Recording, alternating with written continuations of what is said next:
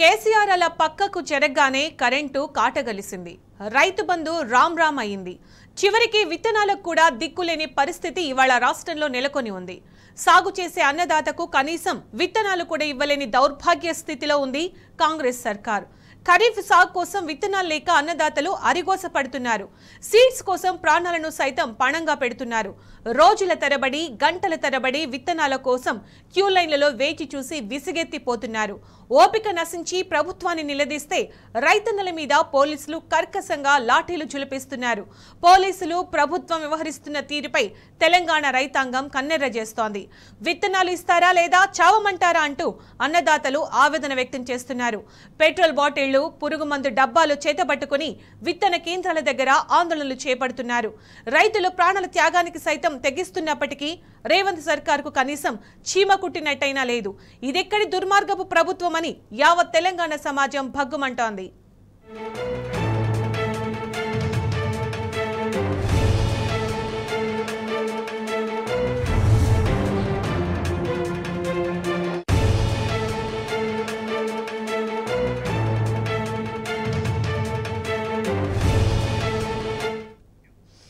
ఎరువులు విత్తనాల కోసం అన్నదాతలు పడుతున్న కష్టాలకు సంబంధించి పూర్తి సమాచారం మా ప్రతినిధి లివిల్ అందిస్తారు. లివిల్, ఎక్కడ చూసినా అన్నదాతలు అరిగోస పడుతున్నారు. అప్డేట్స్ ఏంటి లివిల్?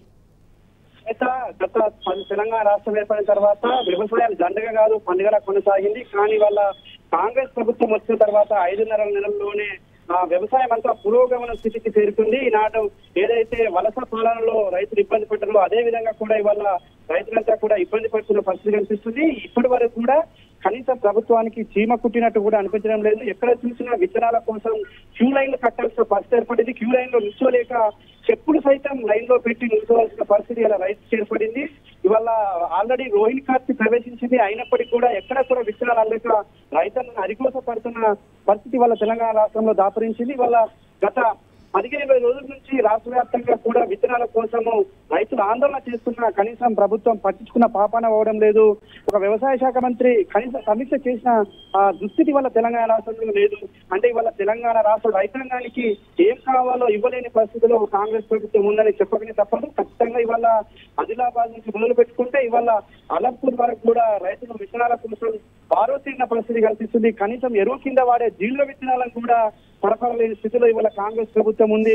గతంలో ఏం కావాలో, ఏ జిల్లాలో ఏం వేస్తారు, ఏ పంట వేస్తారు, ఏ రైతు ఏం వేస్తారని ముందుగానే సమీక్షలు చేసి ఆయా జిల్లాల నుంచి రిపోర్టు తెప్పించుకొని ముందస్తుగా అక్కడ ఎరువులు కానీ విత్తనాలు కానీ సరఫరా చేసి వారికి అన్నదాతకు అండగా ఇచ్చిన ప్రభుత్వం నాటి బీఆర్ఎస్ ప్రభుత్వం అయితే ఇవాళ కనీసం ఆ రైతాంగానికి ఎలాంటి విత్తనాలు అందించాలో తెలియని పరిస్థితుల్లో ఇవాళ కాంగ్రెస్ రేవంత్ సర్కార్ ఉందని చెప్పకపోదు. ఖచ్చితంగా ఇవాళ కాంగ్రెస్ ప్రభుత్వం ఏదైతే రైతాంగాన్ని అరిగోస పెడుతుందో ఖచ్చితంగా వారి ఉసురు తగ్గుతుందని చెప్పేసి కూడా ఇవాళ రైతులంతా కూడా మండిపడుతున్న పరిస్థితి కనిపిస్తుంది. నిన్న ఆదిలాబాద్ లో సైతం పత్తి విత్తనాల కోసం క్యూ లైన్ లో ఉన్న వారిని చెదరగొట్టేందుకు పోలీసులు లాఠీ చార్జ్ చేసే విషయం కూడా తెలియదు కాదు. నిన్న BRS party working president KTR తో పాటు మాజీ మంత్రులు హరీష్ రావు, నిరంజన్ రెడ్డి స్పందించినప్పటికీ కూడా ప్రభుత్వానికి చీమగుట్టినట్టు అనిపిస్తున్నది. ఇప్పటి వరకు కూడా స్పందించకపోవడం శోచనీయమని చెప్పేసి కూడా రైతులంతా మండిపడుతున్నారు. వాళ్ళ పొద్దున లేస్తే విత్తనాల కోసమే వెళ్లాల్సిన పరిస్థితి ఏర్పడింది. పనులు ఏం చేసుకోవాలి, మాకు ఇదేనా మా మార్పు అంటే అని చెప్పేసి కూడా ఇవాళ రైతులంతా తీవ్రంగా తిట్టిపోతున్న పరిస్థితి కనిపిస్తుంది. వాళ్ళ కాంగ్రెస్ ప్రభుత్వం వస్తే కరువు వస్తుంది, కాంగ్రెస్ ప్రభుత్వం వస్తే నాటి గుర్తులు మళ్ళీ చేసుకోవాల్సి వచ్చిన పరిస్థితి ఏర్పడిందని చెప్పేసి కూడా రైతులంతా ఆందోళన చేస్తున్నారు.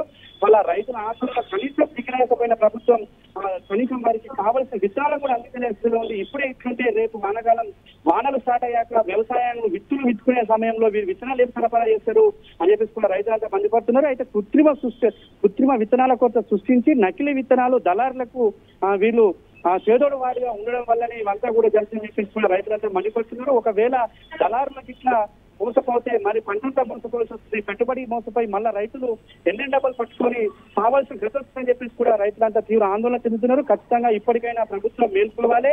రైతాంగానికి ఏ విత్తనాలు అవసరమో ఆ విత్తనాలను సరఫరా చేయాలని చెప్పేసి కూడా డిమాండ్ చేస్తున్నారు. గత ప్రభుత్వం ఏ విధంగా అయితే వానాకాలం సమీక్షిస్తుంటే 2-3 నెలల ముందు సమీక్ష చేసి ఆయా జిల్లాలకు ఎరువులు కావచ్చు, విత్తనాలు కావచ్చు అందుబాటులో ఉంచింది. కానీ ఇవాళ ఈ కాంగ్రెస్ ప్రభుత్వం ఇప్పటి వరకు ఒక రాష్ట్రానికి ముఖ్యమంత్రి కావచ్చు, వ్యవసాయ శాఖ మంత్రి ఉన్నారా లేరా అనే అనుమానం కూడా మాకు వ్యక్తమవుతుందని చెప్పేసి కూడా రైతులంతా మండిపట్టిన తీరైతే మనకు స్పష్టంగా కనిపిస్తుంది.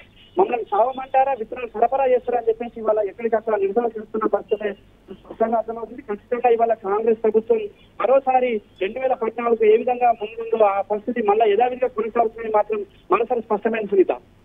Right living, thank you.